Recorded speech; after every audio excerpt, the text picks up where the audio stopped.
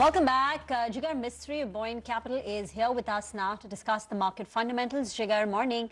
Rima here. You've been a bit cautious about the markets for some time now, even in the last conversation. Have you, booked profits in any of the stocks, given that you're cautious? And if yes, do you want to tell us, some stocks that you like, but you think they've run their course? Good morning, Rima. Thank you as always for inviting me to your show. So I think if we sort of start the discussion with the broad breakdown into, say, macro fundamentals and valuation, then we'll find that increasingly, things are not that hunky-dory as they appeared a few sort of months back, right? So clearly crude moving up, I think a lot of attention is still not being given to that format. And I think one needs to take into account that a $20 move essentially results in a very sort of large 30, 35 odd billion-dollar sort of an hit. Compared to that, like the Morgan Stanley inclusion, the JP Morgan inclusion will only be a 24 billion per annum impact.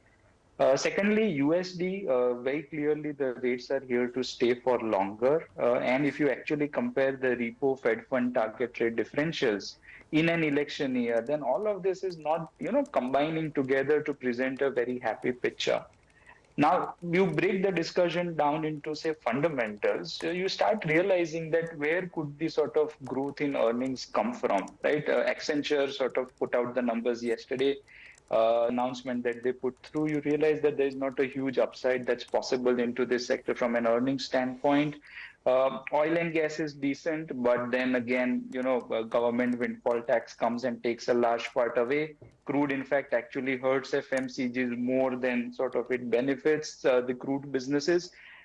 Capital goods, decent bookings, but essentially all back-ended. So besides the banking and financials part, you're not seeing a space where the earnings surprise could actually come from. Obviously, some small and mid caps are there for the taking, and there it does make sense.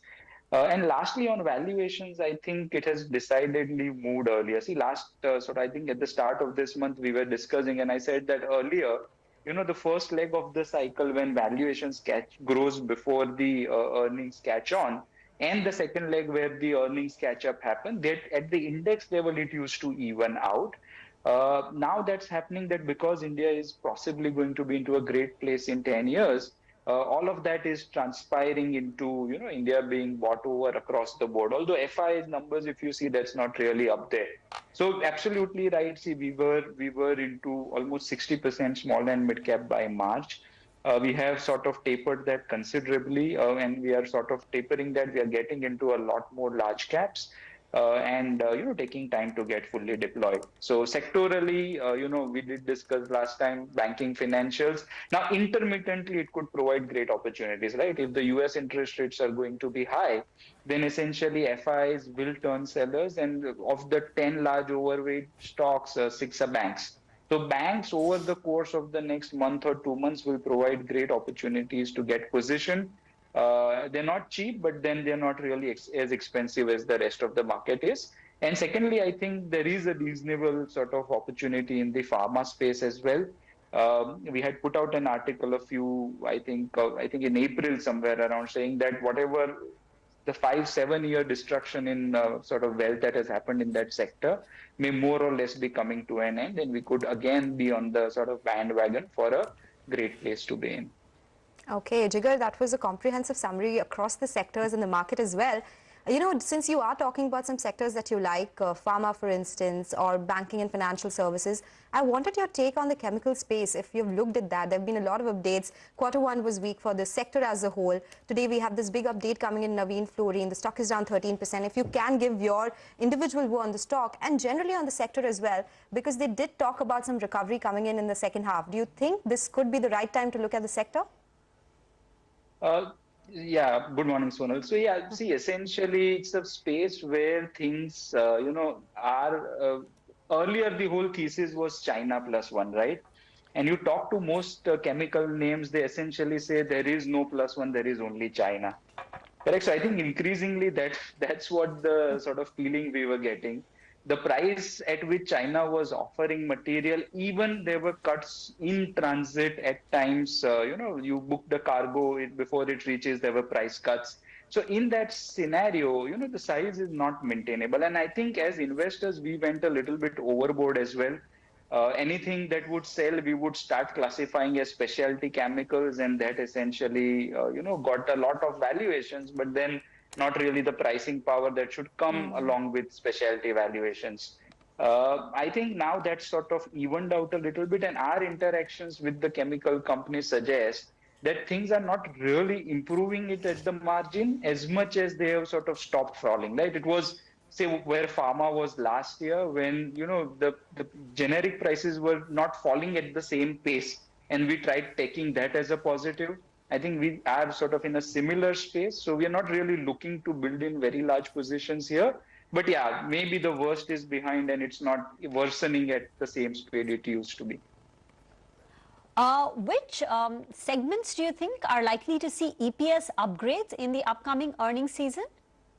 And is tech going to see downgrades? I think so, Rima. See, tech, clearly there has been still a lot of hope that's being built out. And commentary after commentary, we are not seeing sort of the growth in revenues that everybody has built in at the time when margin picture is not really all that great. Right. So very clearly, we are not really seeing tech in a runaway rally soon. And I think the disconnect is that a lot of people are saying that they are a lot more inexpensive now. But my submission is slightly different, that India doesn't really have tech, right? We have IT services. The cash flow is very different, say, from a Zoom, where revenue can double or triple in any given year. So whereas a high valuation multiple post-COVID to such a business is warranted, for IT services, pre-COVID, I remember all companies were talking a double-digit growth for the forward guidance. Today, virtually nobody is talking a double-digit growth. Correct. So valuations put in perspective is not really all that great. And we are sort of, because everything else is so expensive, we are trying to hope against hope and say that things could turn around very well. And that really isn't, being very apparent in terms of where the actual industry is heading.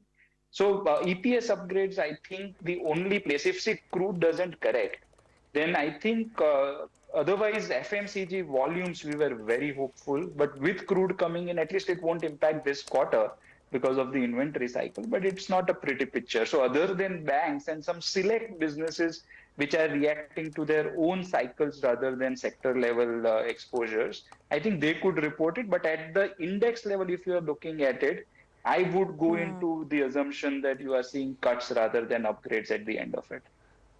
Okay, all right, Jigar, thank you so much for joining us today with your take on the markets and sector-specific action as well. Always a pleasure speaking with you. With that, we'll slip into a break. More news and updates will follow on the other side. Stay tuned.